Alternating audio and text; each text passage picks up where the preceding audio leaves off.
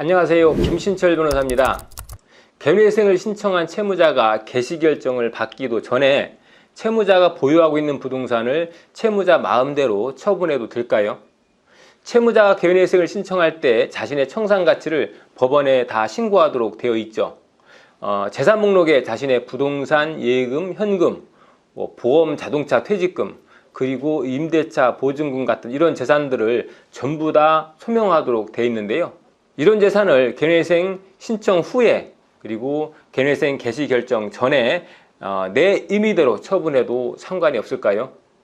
자, 예를 들어서 채무자가 3억 원짜리 아파트를 보유하고 있고 이 아파트에 담보대출이 2억 있다라고 하면 요 1억 원이 채무자의 재산이 되겠죠.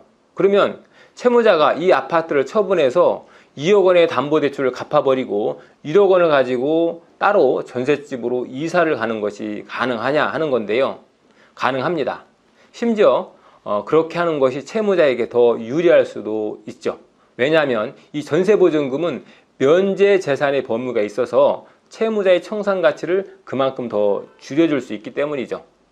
채무자 회생법에는 개인회생 절차 개시결정 당시에 채무자가 가진 모든 재산과 개인회생 절차 진행 중에 채무자가 취득한 재산 그리고 소득 이런 것들은 다 개인회생 재단에 속한다라고 규정하고 있죠.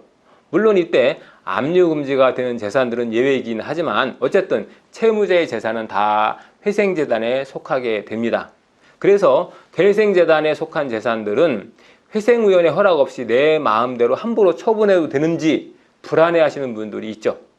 그런데 불안해하실 필요가 없습니다.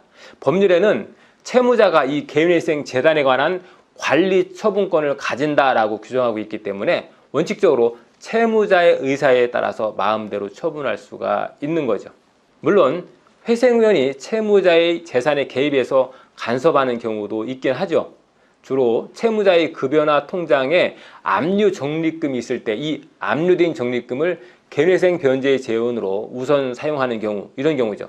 이렇게 특별한 경우 외에는 채무자의 재산에 대해서는 법원이 딱히 간섭을 하지 않죠. 그래서 자동차도 처분할 수 있고요. 보험도 해약을 해서 그 해약 환급금으로 급한 대로 생활비나 개인회생 변제금으로 충당해도 됩니다. 또 개인회생 개시결정이 되면 근로자 퇴직급여 보장법 시행령에 의해서 퇴직금을 중간정산 받을 수 있죠. 이 퇴직금으로 급한 불을 끄는 것도 가능합니다.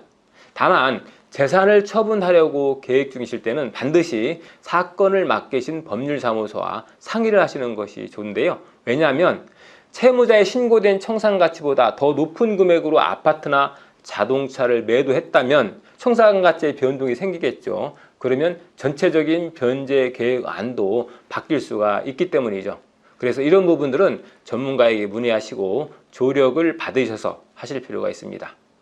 오늘은 개인회생 개시결정을 받기 전에 자신이 보유하고 있는 재산을 마음대로 처분해도 되는지 한번 알아봤습니다. 김신철 변호사였습니다. 감사합니다.